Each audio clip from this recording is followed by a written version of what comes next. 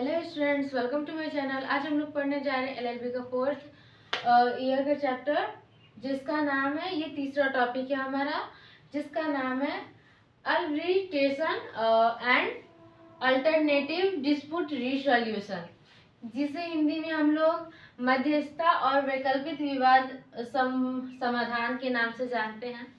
इस टॉपिक में देखिए, जो केस किया जाता है तो वो केस ना कर कर दोनों व्यक्तियों के बीच या दोनों पक्षों के बीच सुलह करवाया जाता है, यानी समझौता करवाकर इसमें कार्य को निपटारा कर दिया जाता है कम से कम प्रक्रिया में। तो देखिए, मैं आप लोगों को पहले बता दी हूँ, मैं आपको अब इन दोनों नाम जो है उन सभी के नाम के अनुसार मैं स्टार्ट करने जा रही हूँ बिना देरी किए। ये पहला है, ये इसके बारे में जान लेते हैं, मध्यस्थता के बारे में। मध्यस्थता में एक ऐसी प्रक्रिया है जिसमें दो या अधिक पक्ष अपने विवाद को अदालत में ले जाने के बजाय एक तटस्थ व्यक्ति, यानी कि जो बीच में इन लोगों का संवाद कर मतलब समझौता करवा सके, उस व्यक्ति के सामने रखते हैं।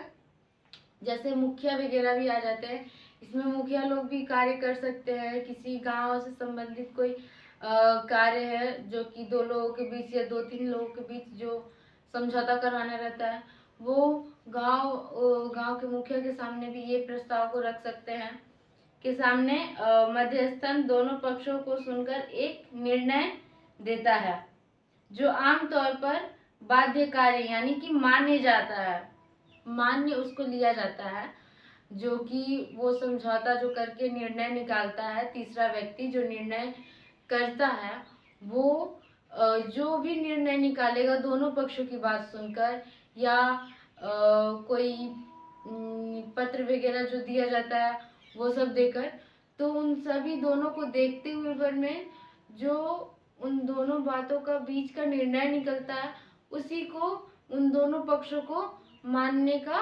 कर्तव्य रहता है। इसकी क्या क्या मुख्य विशेषता है? तो अदालत की तुलना में तेज और कम खर्चीली रहता है। फिर गोपनीय तरह से ये कार्य कर दिया जाता है। फिर निर्णय अंतिम और लागू करने का योग्य। फिर एक और आ जाता है हमारा, पक्षकार अपनी पसंद का मध्यस्थ चुन सकते हैं, यानी दोनों पक्षों की जो बीच की जो निर्णय निकलता है, वो लोग अपनी अपनी मर्जी से उस जो बात जो निर्णय निकली रहती है उनको वो अपना सकते हैं। फिर दूसरा हमारा ये था, इतना ही, इसको ज़्यादा लॉन्ग नहीं लिया जाता क्योंकि ये ना बहुत कम समय में और बहुत ही सरलता पूर्वक ये निर्णय मध्यस्थता यानी समझौता जो रहता है वो निकल जाता है। अब हमारा आता है वैकल्पिक विवाद समाधान का। वैकल्पिक विवाद समाधान में जिसको ADR, क्योंकि इसमें अल्टरनेटिव डिस्प्यूट रिसोल्यूशन है, तो इसको ADR से भी नोट कर सकते हैं। उन सभी तरीकों को कहा जाता है जिनके माध्यम से विवाद का निपटारा अदालत के बाहर किया जाता है। इसमें उन सभी चीज़ों को, मतलब कि उन सभी जितना भी विवाद रहते हैं दो लोगों के बीच या तीन लोगों के बीच, उन सभी को इस ADR यानी कि वैकल्पिक विवाद समाधान में आता है, जो कि अदालत के बाहर ही इस कार्य को निपटान कर दिया जाता है। क्योंकि पंचायत में तो कोई अदालत रहता नहीं है, वो तो न्यायालय अलग से रहता है। तो उसी के अनुसार जो इसके प्रमुख प्रकार हैं उन सभी को भी जान लेते हैं। तो इसके 5 प्रकार है। पहला है मध्यस्थता, जो कि समझौता था, मैंने आप लोगों को बताया। फिर दूसरा है समझौता यानी सुलह, एक तटस्थ व्यक्ति पक्षों के बीच समझौता करने में मदद करता है। जो तीसरा व्यक्ति रहता है, उन दोनों के मध्य जो भी विवाद हुआ रहता है, उन दोनों की विवादों को सुनकर उनको समझौता करवाने में वो तीसरा व्यक्ति का बहुत बड़ा योगदान रहता है। तीसरा है मीडिएशन। मीडिएशन में मध्यस्थ समाधान सुझाता है, लेकिन निर्णय पक्षकार स्वयं लेते हैं।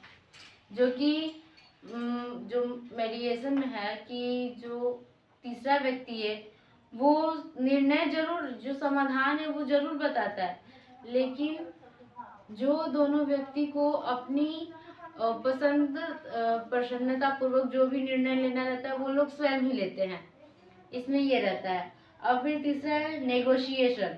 नेगोशिएशन में पक्षकार आपस में बातचीत से विवाद सुलझा लेते हैं, इसमें तीसरे व्यक्ति की जरूरत नहीं पड़ती है। चौथा है चौथा नहीं कह रहे, चौथा तो हो गया। अब पांचवा है हमारा लोक अदालत। लोक अदालत में न्यायिक प्रणाली के तहत समझौता का से निपटारा करवा लिया जाता है। अब इसमें छोटी मोटी समझौता को आपस में निपटारा करके खत्म कर दिया जाता है, इसीलिए इसको बहुत ही शॉर्ट तरीके से, इसमें कम खर्चीले, कम समय और ज़्यादा अच्छा सुझाव इसको कहा जाता है। इसमें लाभ क्या क्या है? समय की बचत भी हो जाती है, कम खर्च भी लगता है, लचीली प्रक्रिया रहती है, ज़्यादा मतलब कि कठोर कोई प्रक्रिया रहता नहीं है कि ये करो तो यही करना है, वो करो तो यही वही करना है, नहीं। इसमें ना आप लोग जो चाहे वो मतलब कि कर सकते हैं, लेकिन दोनों पक्षों की सहमति रहनी चाहिए। चौथा है हमारा आपसी संबंध बने रहते हैं इसमें। फिर हमारा अदालतों पर बोझ कम रहता है, जो न्यायाधीश जो मतलब कि अदालत में ले जाया जाता है कोई भी केस वगैरह, चाहे कोई भी वाद विवाद को, तो उसका बहुत ही कम चांस रहता है, क्योंकि ये ज़्यादातर इधर ही आपस में ही निपटारा सुलह सुलझा समझौता कर लिया जाता है। तो ये था हमारा टॉपिक फोर्थ ईयर का तीसरा, जो कि मैंने ज़्यादा लंबा नहीं लिया, शॉर्ट तरीके से ही आप लोगों को समझा दिया। आशा करती हूँ कि समझ में आया होगा। तब तक के लिए थैंक यू। अब मिलते हैं नेक्स्ट वीडियो में।